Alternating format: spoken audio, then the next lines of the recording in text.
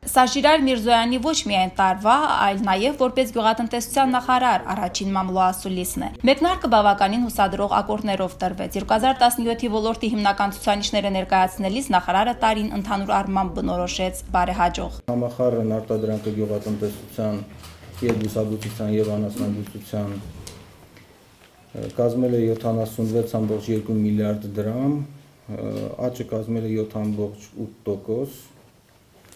որի մեջ բուսաբուծության բաժինը եղել է 51%, իսկ անասնաբուծությանը 49%։ Ցանկատարածությունների ընդհանուր մակերեսը 2016-ի համեմատ մեծացել է 2870 հեկտարով, կազմելով մոտ 68930 հեկտար, որից 54150 հեկտարը բաժին է ընկել աշնանացան, իսկ 14778 հեկտարը գարնանացան մշակաբույսերին։ Անցյալ տարի ինչպես մտահոգիչ, այնպես էլ լավատեսական միտումներ էին արձանագրվել։ 3.3%-ով նվազել էին աշնանացանի տակ եղած ցանկատարածությունները, իսկ հագարնանացանի մասով ընդհակառակը տարածքներն են ընդլայնվել 47%-ով։ Արդյունքում հավաքվել է 147,000 տոննա հացահատիկ, նախանցյալ տարվա համեմատ շուրջ 2000 տոննայով ավել։ Տարին նաև հարուստ էր բնական աղետներով, մասնավորապես ցրտահարությամբ ու կարկտահարությամբ։ Ցրտահարությունը եղել է միայն ծխախոտի բերքի մասով, վնասվել է շուրջ 670 տոննա բերք,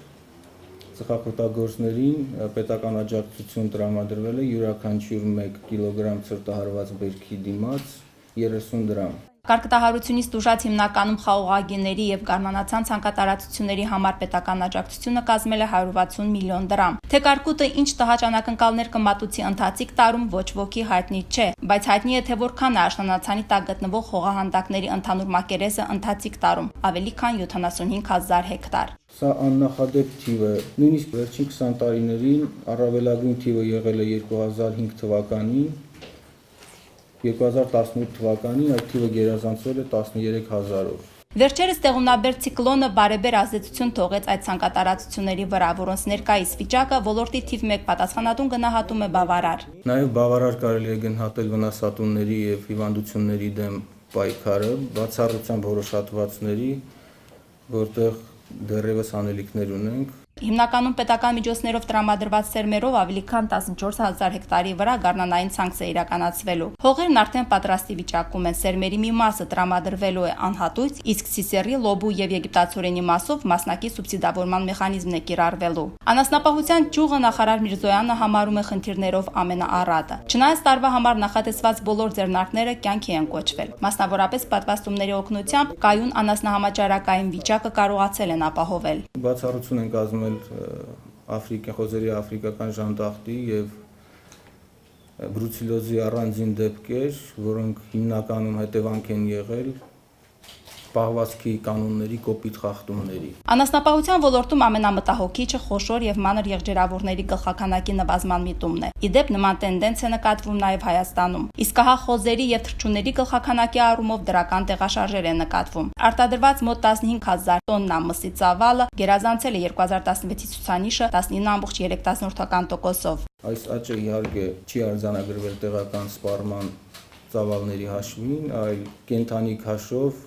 հանրապետությունից արտահանման ծավալների ավելացման հաշվին։ Փոխարենը բարձրացել է կովերի կատնատվության մակարդակը մոտ 2%-ով, եւ դա գյուղնախարարը պայմանավորում է պետական մեկ այլ տոհմային ցուլերի տրամադրման ծրագրի շրջանակներում իրականացված միջոցառումներով։ Աշխատանքներն իրականացվել նաեւ ռոռոկման համակարգի բարելավման ուղղությամբ։ Պետական ծրագրով 7 արտեզյան ջրհոր է հորատվել, որոնք ջրարբի են դարձրել հիմնականում նռան եւ խաղողի այգիներ, ինչպես նաեւ ծխախոտի դաշտեր։ Ջրախնայողական տեխնոլոգիաների ներդրման խթանում ծրագրից օգտվել են 27 հայտատու։ Հայաստան համայնքական հիմնադրամի միջոցներով 37 արտեզյան ջրհորների կառուցումն է օրակարգում, որոնք հիմնականում հաշվի առնելով ստորգետնյա ջրերի պաշարն ու այլ գոտային առանձնահատկությունները կլինեն Մարտունու, Ասկերանի շրջաններում, մեկն էլ Հադրութում։ 4-ի ուղղությամբ աշխատանքներն արդեն մեկնարկել են։ Կանխատեսվում է շուրջ 900 հեկտար տարածք դարձնել ոռոգովի, որից օգտվելու են նախնական տվյալներով 850 ընտանիքներ։ Արցախում գյուղատնտեսության զարգացման նոր ուղենիշ է մշակվել ու հաստատվել։ Հայեցակարգը ըստ ոլորտների ընդհանուր զարգացման տեսլականն է, առնվազն 10 տարվա համար։ Շատ կարևոր է, որ մեր հողօգտագործողները հստակ գիտակցեն, որ հայեցակարգ ինչ-որ ֆինանսական միջոցներ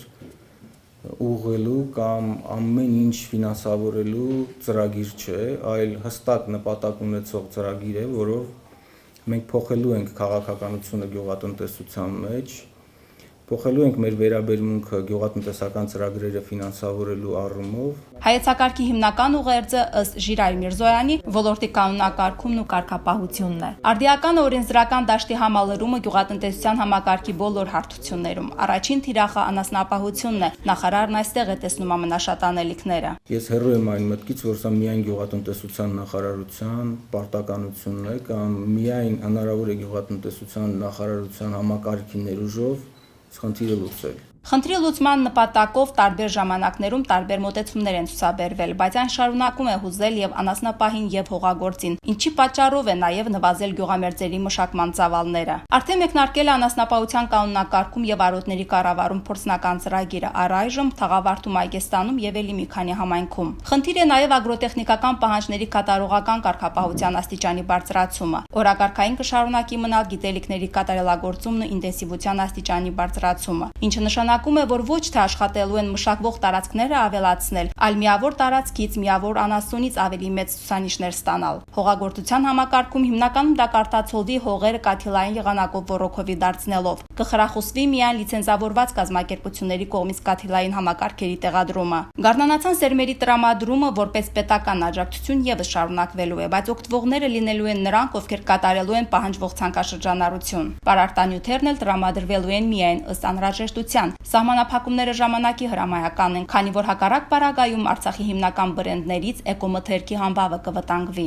Նախարարը նաև մի նոր նախաձեռնության էլ է անդրադարձել։ Էությունը կայանում է նրանում, որ օտարերկրյա հայերին թույլ տրվի արցախյան հողերի վրա արտադրական նշանակության այգիներ հիմնել։ Սա բնականաբար իշարս այլ բարիքների, նաև ոլորտում արտասահմանյան կապիտալի ներդրում կապահովի։ Ժիրայր Միրզոյանը նաև ժամանակի պահանջ է որակում կոոպերատիվների ստեղծումը։ Բոլոր դեպքերում էլ պետական աջակցություն տրամադրելիս հաշվի կառնվի հայտատուի օրինապահ լինելու հանգամանքը։ Պետական աջակցություններից օգտվելու միայն այն քաղաքացիները, ովքեր